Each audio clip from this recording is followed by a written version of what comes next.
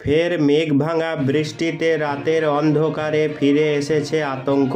মেঘভাঙা বৃষ্টির কারণে ধ্বংসলীলা চলছে, ধ্বংসস্তূপে আটকে পড়েছে বহু পরিবার। জম্মু ও কাশ্মীর, হিমাচল প্রদেশ এবং উত্তরাখণ্ডে এই মরশুমে টানা ভারী থেকে অতি ভারী বৃষ্টি, বন্যা পরিস্থিতি, মেঘভাঙা বৃষ্টি এবং বিধ্বংসী জনজীবনের সাক্ষী থেকেছে।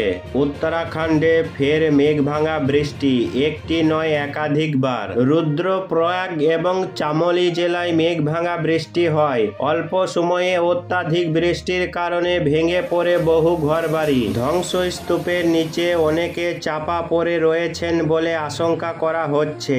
রাস্তায় ধস নামায় অনেকে আটকে পড়েছেন বলে জানিয়েছেন উত্তরাখণ্ডের মুখ্যমন্ত্রী পুষ্কর সিং ধামি। উত্তরাখণ্ডের বিস্তীর্ণ এলাকায় মেঘভাঙা বৃষ্টির প্রভাব পড়েছে বলে জানা গিয়েছে। রুদ্রপ্রয়াগ জেলায় অলকানন্দা এবং মন্দাকিনী নদীর সঙ্গমস্থলে জলস্তর ক্রমশ বাড়ছে। কেদারনাথ উপত্যকায় নদীর জলের তোড়ে ভেসে গিয়েছে একটি সেতু। ক্রমশ নদী এবং ছোট নালাগুলির জল ঢুকছে লোকালয়ে। উত্তরাখণ্ডের মুখ্যমন্ত্রী জানিয়েছেন ইতিমধ্যেই স্থানীয় প্রশাসন উদ্ধার কাজ শুরু করেছে। মেঘভাঙা বৃষ্টিতে সবচেয়ে ক্ষতিগ্রস্ত হয়েছে রুদ্রপ্রয়াগ জেলার বাসুকেদার এলাকা আর চামোলি জেলার দেবল এলাকা।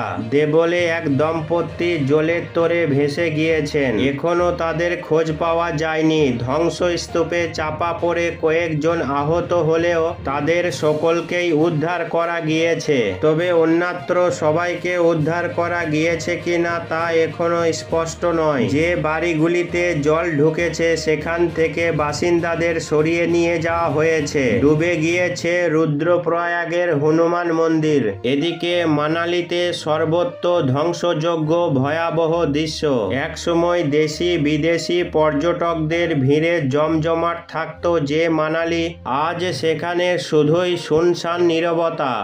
চারিদিকে শুধু ধ্বংসের ছবি। গত 25শে আগস্টের ভয়াবহ বিপর্যয় হিমাচলের এই জনপ্রিয় পর্যটন কেন্দ্রকে লণ্ডভণ্ড করে দিয়েছে। বিয়াস নদীর জলস্ফীতির চিহ্নগুলো এখনো আতঙ্ক ছড়াচ্ছে।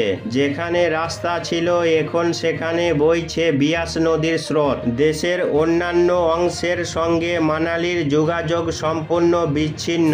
মোবাইল নেটওয়ার্ক নেই বললেই চলে, যার ফলে ইন্টারনেট তো দূরের কথা, ঠিকমতো কথাও বলা যাচ্ছে না। আটকে পড়া পর্যটকরা এখনো ধীরে ধীরে ফিরতে শুরু করেছেন।